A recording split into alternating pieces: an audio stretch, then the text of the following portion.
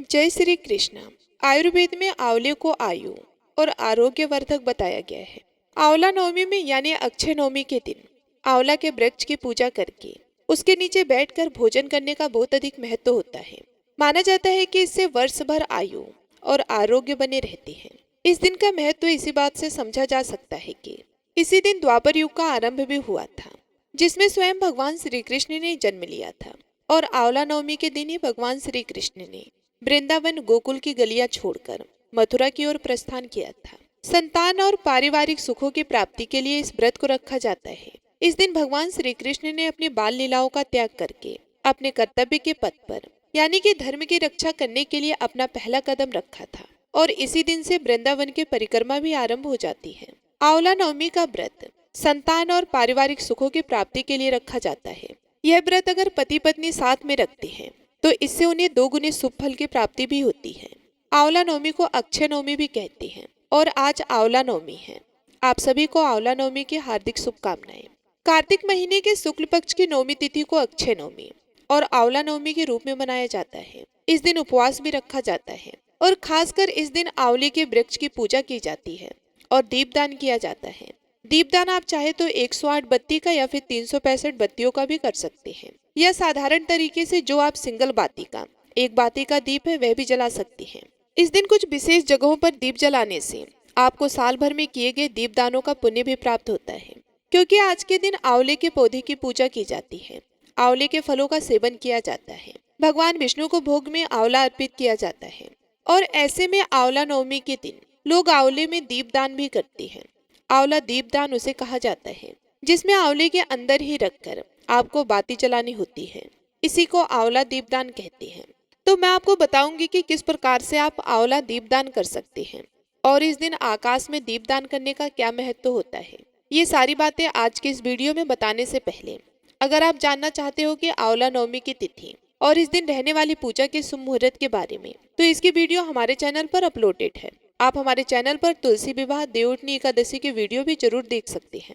आंवला दीपदान करने के लिए आपको चाहिए होंगे आंवले। आपको आजकल मार्केट में बड़ी ही आसानी से कच्चे आंवले मिल जाएंगे। अभी उन्हीं का सीजन भी है। अगर आपके आसपास आंवले का पेड़ हो तो आप आंवले के पेड़ की पूजा भी कर सकते हैं। नहीं तो जब आप आंवले लेकर आए तो साथ में आप आंवले की टहनी लाएं। उनकी पूजा भी घर में किसी गमले में स्थापित करके कर सकते हैं। और आंवले के वृक्ष के साथ साथ आप आज के दिन भगवान विष्णु जी का पूजन करके यही आंवले उन्हें भोग में भी अर्पित करके बाकी जो आंवले होते हैं उसमें आप दीपदान कर सकते हैं। तो सबसे पहले आंवले को धोकर आप अच्छे से कपड़े से पोंछ लीजिए। उसके ऊपर वाला जो हिस्सा है वह आपको कट करना है। उस पर आपको थोड़ा सा ढांचा बनाना है। उसी में आपको बाती लगानी होती है। घी जो है वह गाय का घी होना चाहिए। घी नहीं है तो तिल के तेल का आप दीपक जला सकते हैं। तिल के तेल की बाती भी आप दीपक में लगा सकते हैं। बहुत ही आसान विधि है। कोई भी इस तरह का दीपदान कर सकता है। खासकर जो लोग कार्तिक महीने के नियमों का पालन करते हैं उन्हें आंवला नवमी का पूजन भी करना चाहिए। और जिन्होंने कार्तिक के महीने में हमारे चैनल पर कार्तिक मास महात्म की कथा सुनी है, अगर आप चाहे तो आप भी इस दिन दीपदान कर सकते हैं। ये बहुत ही पुण्य का काम होता है। इस दिन किए गए दीपदान का और हर प्रकार के दान का, चाहे वे कितना ही छोटा हो, कितना ही सस्ता क्यों ना हो, उसका भी कई गुना पुण्य आपको प्राप्त होगा। इस दिन किया गया दान कभी भी व्यर्थ नहीं जाता। तो आप इस दिन दीपदान अवश्य करें।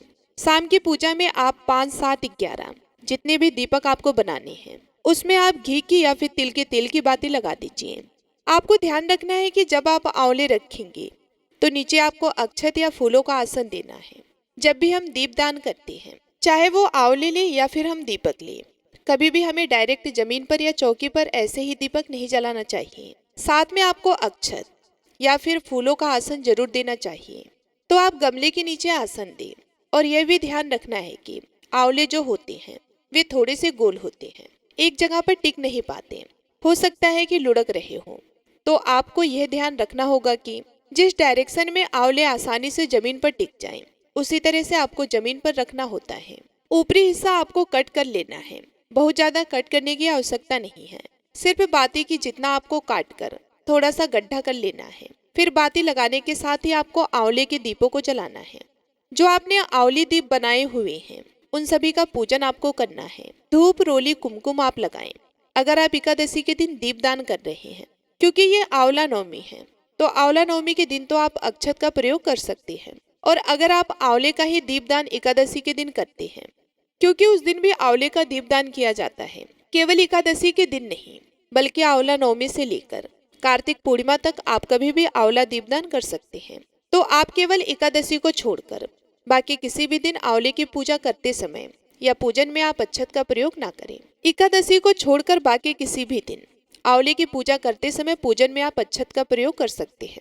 अक्षत यानी कि चावल, और बाकी दिनों में आप अक्षत का प्रयोग कर सकते हैं। तो धूप दीप जलाकर आप इस तरह से शाम की पूजा करें। जो भी आंवले की दीप है उन पर आप तिलक लगाएं, उन्हें अक्षत और पुष्प अर्पित करें। और फिर आपको जहाँ जहाँ भी दीपदान करना है, जैसे कि एक दीपक आपको मंदिर में रखना चाहिए, एक आपको तुलसी जी के पौधे के नीचे, एक भगवान विष्णु जी के मंदिर में, और आसपास समी का पौधा हो, बेल का वृक्ष हो या फिर केले का पौधा हो, तो वहां पर भी आपको दीपदान अवश्य करना चाहिए। बहते हुए जल में भी दीपदान करना बहुत ही शुभ होता है।